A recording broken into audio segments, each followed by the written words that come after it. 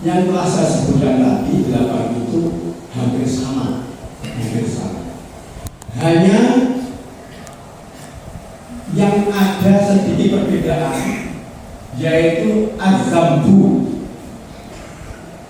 dosa atau kesalahan digunakan pada perbuatan durhaka yang menentang Allah Subhanahu wa Ta'ala. Azambu, contohnya kafir, durhaka, dusta, fasik, dan ini pada umumnya adalah tidak disengaja. Al-Ambu. Kemudian al-ism, perbuatan yang melanggar larangan Allah atau berbuat sesuatu yang tidak sesuai dengan hukum. Ini biasanya dilakukan dengan sengaja. Contohnya adalah kita tidak melakukan sholat, mencuri, dan sebagainya.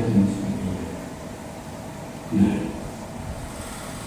dosa menurut sifat dasarnya itu dibagi menjadi 3 bagian. Yang pertama adalah dosa yang berhubungan dengan sifat manusia. Manusia itu punya sifat dosa. Ada 4 yang berhubungan dengan sifat manusia, yaitu si manusia itu punya sifat rububiyah, syaitoniyah, bahimiyah, dan syukuriyah. Ini yang pertama, sifat dasar yang pertama.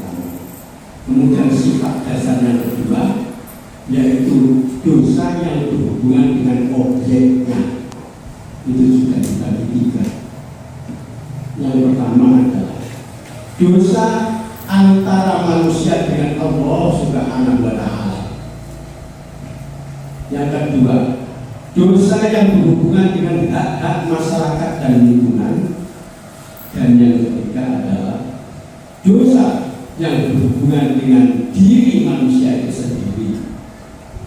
Itu tadi sifat dasar yang kedua. Sifat dasar yang ketiga, yaitu dosa ditinjau dari segi bahaya dan mudorotnya. Bahaya dan mudorotnya itu juga dibagi 2, yaitu dosa besar dan dosa kecil. Baiklah, Ibu Bapak dan Saudari yang terhormati oleh Allah SWT, kita lanjutkan dengan keterangan. Yang pertama adalah sifat dasar yang pertama adalah dosa yang berhubungan dengan sifat manusia. Tadi ada 4 tadi, yaitu rububiyah, ketuhanan manusia. Manusia itu sepertinya itu seperti Tuhan. Contohnya apa? Sifat rububiyah itu yaitu bahwa manusia itu punya sifat sombong. Mestinya itu yang berhak sombong itu adalah Allah. Tapi kalau dimiliki oleh manusia, maka itu termasuk berdosa. Kemudian bermegah-megah, juga sifat rububiyah. Gila pujian dan berlakak Tuhan. Bahkan ada yang mengatakan bahwa akulah Tuhan yang maha tinggi. Siapa itu Bapak? Kalau bertanya, yaitu Raja Firaun. Nah, itu Tuhan. Beliau punya surga, beliau punya neraka. Tapi surganya seperti apa? Bagi orang-orang yang baik menurut dia, itu diberi surga. Misalkan saja surganya diberi roti, minuman yang enak-enak, Yang besar itu surganya beliau. Nerakanya seperti apa? Ayo kita ingat, jadi besar yang diberi minyak kemudian dibakar, maka setelah umur itu nerakanya dia. Maka banyak orang-orang yang beriman kepada Allah yang tidak mau menyembah beliau dimasukkan pada nerakanya. Tapi ternyata Tuhan bukan begitu. Akhir hayatnya seperti apa? Tenggelam di lautan. Tenggelam kiri kanan masih di mana? Masih memegang. Maka manusia itu punya sifat babi. Dan yang keempat yaitu sifat saburiyah, sifat marah, sadis, dan ingin menghancurkan orang lain. Ini sifat saburiyah. Dan ini lebih jahat, lebih kejam daripada sifat. Karena apa? Saya masih ingat pada waktu menggala kerbau. Di situ kerbaunya Pak Saidi Amar sumune lucu. Ada kambing lewat di dekatnya, langsung disudut sampai blodor meninggal. Ya wes, baru darah tinggal balik. Tapi sifat manusia ada yang sudah membunuh, sik ditugel-tugel. Sifat sadisnya manusia. Maka katakan lebih besar daripada sifat binatang seperti sapi. Berikutnya masih apa sifat dasar dosa lagi, yaitu dosa yang berhubungan dengan objeknya. Itu juga dibagi tiga. Yang pertama, dosa antara manusia sendiri dengan Allah Subhanahu wa Ta'ala. Ini dengan objeknya. Contohnya apa? Yaitu meninggalkan sholat, tidak berpuasa. Ini dosa yang berhubungan dengan manusia dengan Allah Subhanahu wa Ta'ala. Yang kedua adalah dosa yang berhubungan dengan hak-hak masyarakat. Contohnya seperti apa? Yaitu meninggalkan zakat. Jadi zakat, harta kita itu termasuk ada haknya orang-orang yang berhak menerima zakat. Nah, kok kita tinggalkan, maka itu termasuk meninggalkan zakat, termasuk berhubungan dengan hak-hak masyarakat. Ya. Kemudian membunuh orang, menyelewengkan harta. Sekarang kan banyak menyelewengkan harta, mencela kehormatan dan merebut orang lain.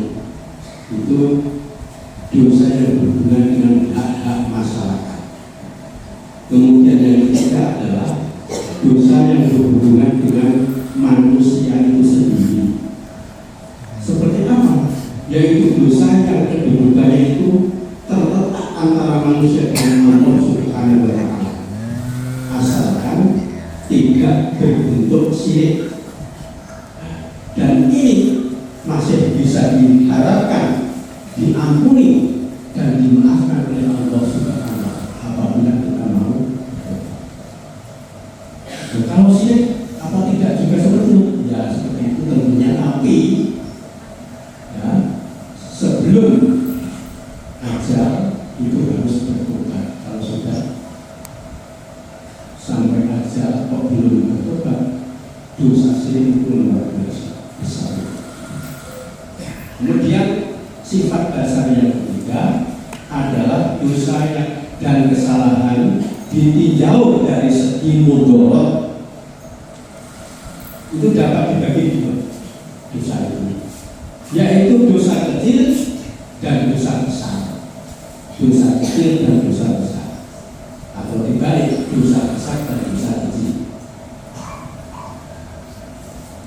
Adapun para ulama berbeda pendapat tentang definisi dan jumlahnya dosa besar itu.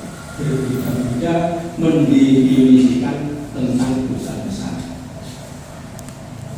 Ada ulama yang mengatakan dosa besar adalah kesalahan besar terhadap Allah Subhanahu wa Ta'ala karena melanggar aturan pokok yang diancam hukuman berat dunia dan akhirat. Yang ketiga, definisi ketiga oleh Ja'far bin Mubashir mengatakan bahwa dosa besar itu yaitu setiap niat yang digunakan. Jadi dosa besar di sini tergantung pada niat dan kesengajaan. Ini definisi yang kedua. Yang keempat, oleh Imam Harmain, Al-Ghazali dan Ar-Rasyid. Besar maka itu adalah dosa besar. Ini sebagai ulama yang lain mengatakan. Nah, dengan beberapa definisi itu dapat kita simpulkan bahwa semua ulama menyetujui pembagian dosa itu menjadi dua, yaitu dosa besar dan dosa kecil. Dosa besar mengandung bahaya dan mudarat yang lebih besar dan tujuh dosa besar. Ada yang mengatakan 17, ada yang mengatakan 70, dan bahkan ada yang mengatakan pula 700 dosa besar. Nah, semua itu ada berbagai dalil Al-Quran maupun empat dosa kecil itu dan tidak merasakan bahwa dosa dapat menjadi sebab kecelakaannya. Jadi, merasa bahwa dosa itu menjadi tidak merasa bahwa dosa itu menjadi kecelakaan baginya.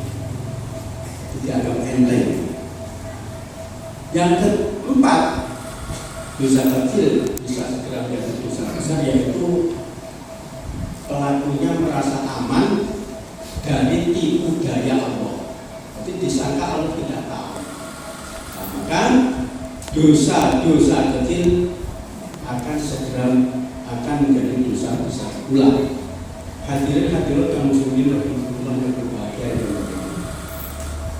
Sekarang sumber dan penyebab timbulnya dosa dan kesalahan itu adalah perbuatan manusia itu sendiri ternyata.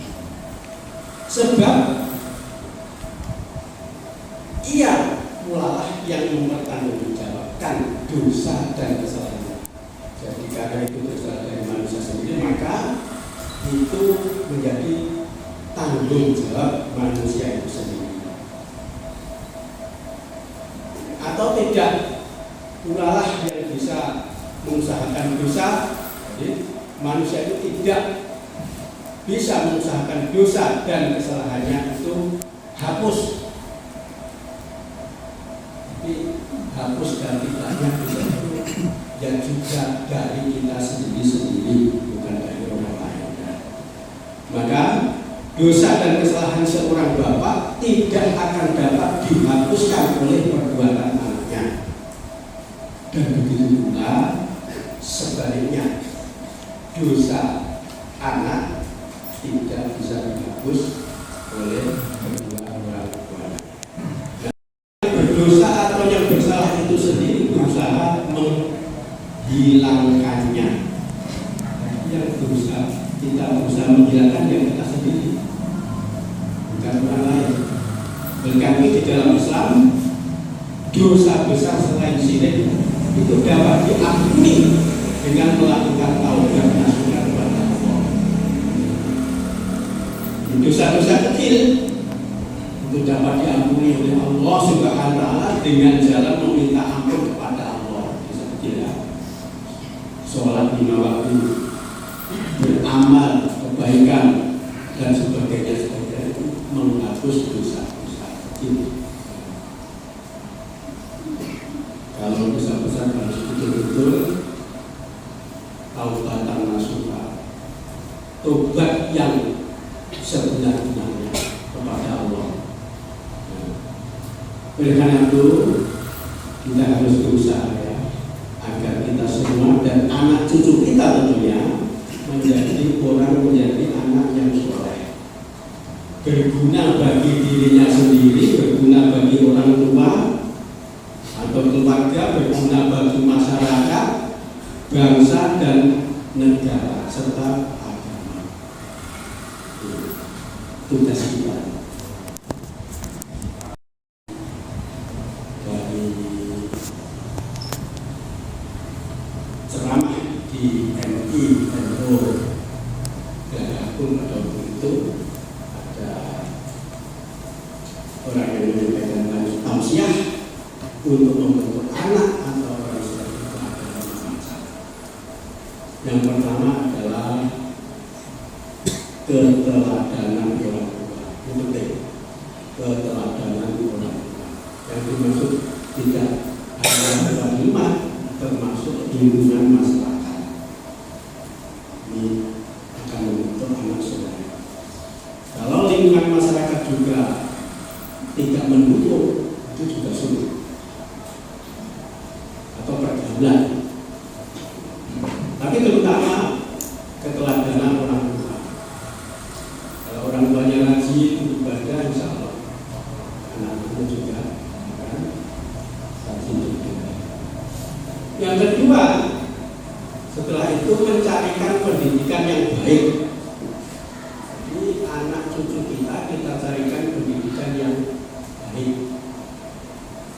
Janganlah cuma anak-anak muslim, terutama yang masih kecil, itu kita sekolahkan di sekolah-sekolah agama Islam juga berpengaruh sekali. Bisa juga jadi pendeta. Bisa punya teman, punya anak dua. Yang pertama, ini haji. Kalau saya itu sudah haji. Yang pertama, anak pertama itu disekolahkan di sekolah non-muslim. Akhirnya menjadi tokoh agama non-muslim lagi. Kemudian alhamdulillah yang kedua itu taat beribadah. Maunya buat di sekolah yang favorit, tapi milik non-muslim. Akhirnya setelah itu akhirnya menjadi tokoh. Dan beliau termasuk beruntung sekali, sangat ditunggu. Dia sekolah kali dulu. Ini akhirnya karena susah tidak menjadi anak yang soleh, gak tahu dongake karena mau. Tapi anak yang kedua yang alhamdulillah rajin ibadah. Itu anak pertama tadi. Lainnya penting juga. Kita menyediakan anak atau modal kemana saja pasti ada biaya, pasti ada ketika biaya. Yang keempat adalah memprihatinkan pada anak. Pertama, ibu ini pertama doanya mustajab. Ibu anaknya sedang sekolah ulangan betul-betul prihatin. Kalau bapak harus boleh semua cuma salah, aku harus keliling. Nah itu suami dulu. Dan yang kelima adalah mengawasi atau menjaganya anak tadi, mengawasinya. Setelah kerja, setelah belajar, itu betul-betul kita awasi anak itu. Bagaimana gunanya dengan teman, pergaulannya dengan teman. Ini kan berpesan bedang wae wis mateng-mateng wis belum. Nah itu kalau tidak kita jaga berarti hendaknya codol. Demikian juga anak-anak kita. Jaganya bisa loh di kerudung, dengan panjang. Dan jaganya anak-anak kita ya harus kita sesuaikan. Jadi pengawasan kepada anak itu sangat untuk ahli Unaro, segala diri kalian dan keluarga kalian dari ahli. Ini